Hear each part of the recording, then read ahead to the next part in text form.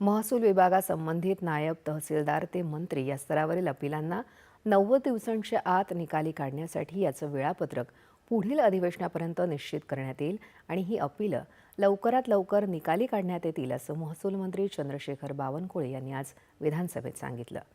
राष्ट्रवादी काँग्रेस शरद पवार पक्षाचे जयंत पाटील यांनी विचारलेल्या प्रश्नाला ते उत्तर देत होते। यासाठी आवश्यक वाटल्यास कायद्यात बदल करण्यात येईल असं त्यांनी सांगितलं। पुढच्या अधिवेशनामध्ये आपला पूर्ण गरज असेल तर कायद्यात बदल करू, सुधारणा करू। पण पुढच्या 3 महिन्यामध्ये आपल्याला एक संपूर्ण टाइम टेबल कसा असेल, लोकांना 90 दिवसाच्या वर केसच चालवता येणार नाही याच्याबद्दल काही विचार करता येईल।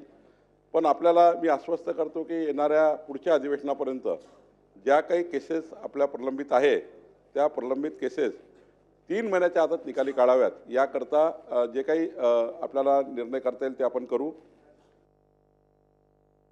मुख्यमंत्री विद्यार्थी विज्ञानवारी ही योजना नियोजन विभागानं काढलेल्या त्रुटी आणि शेऱ्यांमुळे सुरू झालेली नाही, मात्र ती लवकरच सुरू करण्यात येईल अशी माहिती शालेय शिक्षण मंत्री दादा भुसे यांनी संबंधित प्रश्नाच्या उत्तरात सांगितलं।